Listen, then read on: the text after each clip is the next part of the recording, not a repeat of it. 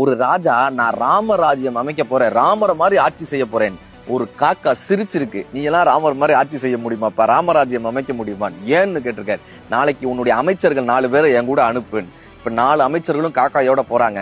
மறுநாள் இந்த காக்கா ராஜா கிட்ட கேட்டுச்சு, அமைச்சர்கள் உங்ககிட்ட என்ன கொடுத்தாங்க? என்கிட்ட 2 முத்துக்கள் கொடுத்தாங்க. காக்கா சிரிச்சிருக்கு, 32 முத்துக்களை நான் எடுத்து கொடுத்தேன், 2 தான் உன்கிட்ட கொடுத்துருக்காங்க, மத்ததெல்லாம் அவங்க திருடிட்டாங்க. ராஜா சொல்லிருக்காரு, அப்படியா, ஏமாற்றுபவர்களா என்கிட்ட இருக்காங்க. காக்கா கேட்டுச்சு, நீ யோக்கியமா? அந்த 2 முத்த மக்களுக்காகவா நீ செலவு பண்ண? அதையும் மகாராணி கிட்ட எல்லாம் கொடுத்த, நீ யோக்கியமான்னு கேட்டது. இந்த 32 முத்துக்கள் எப்படி வந்தது தெரியுமா? ஒரு பெரிய ராஜா தன்னுடைய மகளின் திருமணத்திற்கு அழைப்பதற்காக ராமரிடமும் சீதையிடமும் 32 முத்துக்களை கொண்டு வந்து நீட்டினார். நாங்கள் உங்கள் திருமணத்திற்கு வந்து விடுகிறோம், ஆனால் இந்த பரிசெல்லாம் தேவையில்லைன்னு 2 பேரும் அதை நிராகரிக்க அந்த அரசர் என்ன செய்வதுன்னு தெரியாம அந்த தட்டை அப்படியே அரண்மனையினுடைய வாசல்ல வச்சுட்டு போனார்.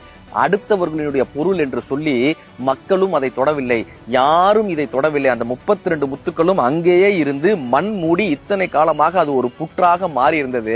அதைத்தான்ப்பா உங்க அமைச்சருக்கு காமிச்சேன். அந்த 32 முத்துக்கள்ல எல்லாரும் திருநது போக 2 தான் உங்ககிட்ட கொடுத்தாங்க. அடுத்தவர் பொருளுக்கு ஆசைப்படக்கூடாது என்று அரசர்கள் நினைத்த காலம், மக்கள் நினைத்த காலம் ராமராஜ்யம்.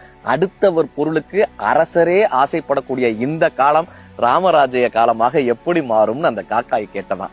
அடுத்தவர் பொருளுக்கு ஆசைப்படாமல் இருக்கும் போதுதான் ராமராஜ்யம். ஒரு ராஜா